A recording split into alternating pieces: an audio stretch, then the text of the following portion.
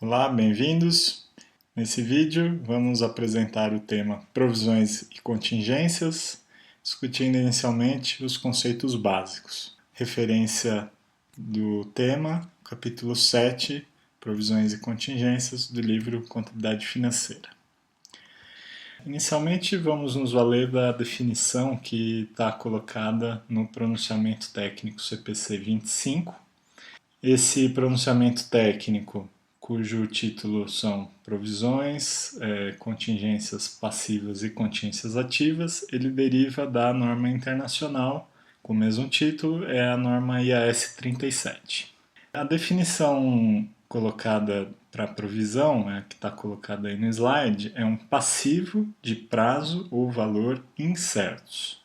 Ou seja, tem alguns elementos aí fundamentais. Primeiro, provisão é um passivo, ou seja, a terminologia de provisão, de acordo com a definição da norma, ela é exclusiva para passivo. A gente sabe que a terminologia de provisão é muito adotada na prática contábil brasileira e de outros países também, de uma forma generalizada.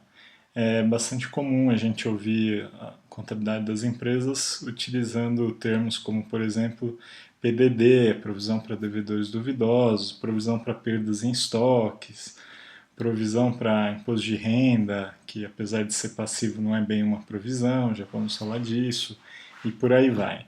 No contexto das normas atuais, a provisão tem um sentido bem específico e restrito. Então, provisão é um passivo, isso é um primeiro ponto, não deve ser utilizada para perdas em ativos, e não é qualquer tipo de passivo, é um passivo que tenha ou prazo ou valor incertos, ou seja, há um grau de incerteza não trivial em relação ou ao vencimento da dívida, a gente não sabe exatamente quando vai ser pago esse passivo, ou não sabemos exatamente quanto vai ser o valor desembolsado, ou às vezes as duas coisas. Né? É comum que os dois elementos sejam incertos também. Portanto, nós devemos, além de distinguir a provisão de perdas em ativos, nós também devemos distinguir a provisão de outros tipos de passivos que não contenham tanta incerteza assim, como por exemplo os passivos decorrentes de apropriação por competência, que contém aí uma terminologia técnica mais apropriada a eles, são os denominados accruals, tá? Ou acumulações, né? Numa tradução mais direta. Um exemplo típico de acumulação, de accrual, seria o que a gente faz em contabilidade com férias, com 13º. A contabilidade vai lançando uma despesa mês a mês para fazer o regime de competência funcionar, para poder lançar uma despesa mês a mês devido ao fato gerador da despesa, que é o trabalho do funcionário. Essa despesa vai sendo levada ao resultado e vai acumulando um passivo. Esse passivo representa a obrigação que a empresa tem de pagar aquelas férias e aquela 13º. Há alguma incerteza quanto ao prazo, principalmente férias, que você não sabe exatamente quando o funcionário vai sair. 13º é até menor a incerteza, porque a gente sabe que vai ser ali no final do exercício que vai ser encerrado o passivo. Valor também tem alguma incerteza, porque os salários podem se alterar e aí você pode ter alteração dessa provisão, mas o grau de incerteza quanto a prazo quanto a valor é muito pequeno.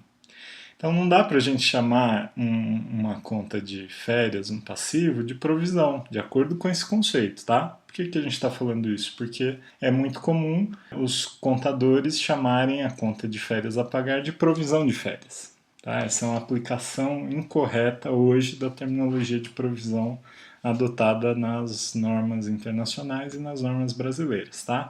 Então, quais seriam exemplos de provisão segundo esse conceito? A gente tem, por exemplo, uma provisão para garantia. A empresa concede uma garantia de um produto e ela não sabe exatamente quantos produtos vão dar defeito. Então ela tem que estimar isso. Ela também não sabe exatamente quando vai ocorrer o defeito. Ela também pode estimar com base em histórico, com base em cálculos técnicos, vai ser feito um cálculo, sabe-se que vai ocorrer um desembolso, é provável, a gente já vai depois definir melhor essas questões, mas é uma provisão, quer dizer, há uma incerteza quanto a prazo ou valor, vai ser contabilizado com base em estimativas. Mesma coisa, provisão para processos judiciais, riscos fiscais, riscos trabalhistas, por exemplo. Né? Os processos judiciais contêm uma incerteza bastante grande, tanto com relação a prazo, quanto também com relação a valor, dependendo do processo.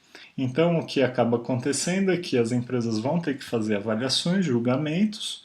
Se elas chegarem à conclusão que as perdas são prováveis, depois, como eu disse, vamos definir melhor esses conceitos, e conseguir estimar esses valores, ela vai contabilizar, mas são valores registrados por um passivo que contém um prazo incerto, quer dizer, é difícil saber exatamente quando vai se encerrar o processo e valores também geralmente são incertos. Então, são passivos de natureza específica, tem uma incerteza grande em relação a eles. Tá? E accruals, por exemplo, as férias que a gente já falou, 13º, o próprio imposto de renda, que a gente comentou que é comum as contabilidades denominarem imposto de renda de provisão, provisão para imposto de renda. Imposto de renda praticamente não há grandes incertezas. Está definido o prazo de pagamento, os cálculos são baseados em legislação, então incerteza praticamente não há. Né? Também é um típico exemplo de accrual. E o que são as contingências ou os passivos contingentes? Num sentido geral, na verdade, a terminologia contingente é uma terminologia ampla que dá um sentido de incerteza e, portanto, a gente poderia aplicar as provisões, porque afinal de contas, acabamos de ver que as provisões são passivos de prazo ou valor incerto, portanto, todas as provisões são contingentes, já que são incertas quanto ao prazo ou valor. Porém, o termo contingente, ele tem uma aplicação específica, novamente, segundo a norma, tá? Nós utilizamos esse termo nos referenciando ao fato de que o passivo ele é contingente porque ele depende de uma ocorrência de algo futuro que não está sob controle da entidade. E também pode ser utilizado na situação em que o passivo não satisfaça o critério de reconhecimento, que é algo que a gente vai ver posteriormente na sequência. De todo modo, o importante que tem que ficar claro é que contingência no contexto da norma é diferente de provisão. Tá? Isso é outra confusão que é bastante comum na prática. As empresas, os contadores chamarem a provisão, por exemplo, para processos judiciais de provisão para contingências. De acordo com essa norma, tecnicamente isso está incorreto, porque provisão é uma coisa, contingência é outra. Provisão é aquela parte que eu consegui contabilizar, que atingiu os critérios de reconhecimento, é um passivo, tem prazo ou valor incerto, eu vou contabilizar, lançar uma despesa, etc. Vamos ver isso na sequência. Contingência é a parte que está tão incerto, o grau de incerteza ainda está tão grande que ainda depende de coisas para acontecer para poder registrar alguma coisa. Ou seja, é aquela parcela que não foi registrada pela contabilidade, só vai aparecer em notas explicativas, ou talvez nem isso. Tá? Então a provisão vai para a contabilidade, vai para o balanço, a contingência só vai para a nota explicativa. Bom, outro conceito importante das definições gerais, uma diferenciação entre os tipos de provisões. Existem as provisões legais, ou seja, derivam de legislação, contrato ou alguma forma legal sustentada por meio de lei. Então, a grande maioria das provisões são provisões de caráter legal, são decorrentes de legislação, por exemplo, a provisão para garantia que a gente citou, tem uma legislação, ou tem um contrato estabelecendo a garantia entre as partes, os processos judiciais e por aí vai.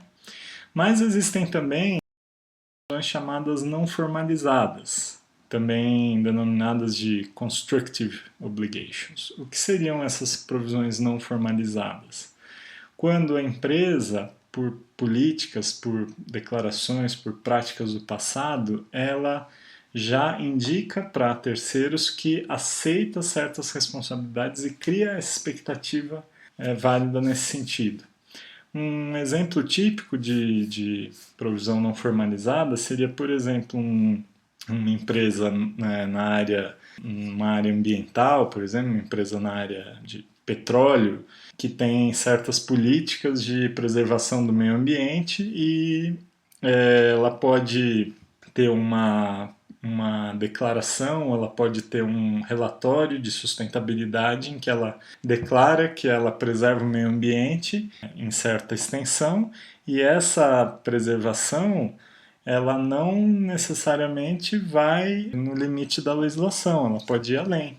Isso significa o quê? Que ela já está criando na sociedade e em terceiros a expectativa de que se alguma coisa ruim acontecer, se acontecer um vazamento de petróleo e algum dano ao meio ambiente, ela vai cuidar mesmo que não exista uma legislação, um contrato obrigando ela a fazer isso. Se existe esse tipo de colocação da empresa, a provisão deve ser avaliada e aí quer dizer, não é porque existe essa declaração que a empresa vai ter que reconhecer. Uma coisa é o conceito da provisão, outra coisa é atinge os critérios, aprovável, etc. Isso vamos ver depois. E para finalizar os conceitos, depois vamos entrar nos critérios de reconhecimento e mensuração. O conceito fundamental é a escala de probabilidade. As probabilidades nessa norma elas são definidas de forma bem qualitativa e não poderia ser diferente porque a norma contábil é principiológica, é muito difícil transformar isso em número, em base de dados, em algo muito quantitativo. Claro que as pessoas na prática tentam fazer isso para resolver a vida prática, mas em termos conceituais, as probabilidades são definidas geralmente em 3 níveis. Esses níveis eles são colocados da seguinte forma: o nível máximo de risco é chamado risco provável. O provável, o risco é provável quando ele é considerado mais provável ocorrer de não ocorrer. No caso aqui a gente está chamando uma probabilidade de perda, então seria quando for mais provável perder do que não perder, a gente diz que o risco de perda é provável. Tá? É o chamado more likely than not, ou seja, é mais chance de perder do que de não perder, então o risco é provável. Tá? Claro que se a gente fosse transformar isso em números, a gente diria que quando a probabilidade é maior do que 50%, seria mais chance de perder do que não perder, né? Porque eu tenho mais chance de insucessos, tá? Mas, como eu disse, a norma não fala em percentual e muitas vezes na prática até é difícil transformar os casos em percentuais, porque as causas muitas vezes não são transformáveis em bases a ponto de você ter um modelo estatístico que você possa transformar isso num cálculo probabilístico e ter uma probabilidade numérica. Depois temos um risco intermediário, tá? É um risco possível, na verdade ele é um limbo, ele fica ali no intermediário entre o provável e o terceiro, que a gente vai chamar de remoto. Tá? Seria alguma coisa assim, uma zona, um gray zone aí, uma zona cinzenta entre 10 e 50, tá? Quer dizer, de novo, esses percentuais não estão citados em norma e não devem ser levados como se fosse uma regra, tá? É só para a gente ter uma base, uma referência. Quer dizer, o possível não é um risco remoto, mas também não entrou na faixa do provável, tá? Um risco médio. E o risco remoto, então, seria uma chance baixíssima de ocorrer, seria alguma coisa aí próximo de 10% ou menos, quer dizer, uma chance baixa. De novo, tá, pessoal? Esses percentuais são só referências aí para a gente ter uma ideia. Então, vistos esses conceitos de provisões e contingências, no próximo vídeo nós vamos entender quando reconhecer as provisões. Obrigado.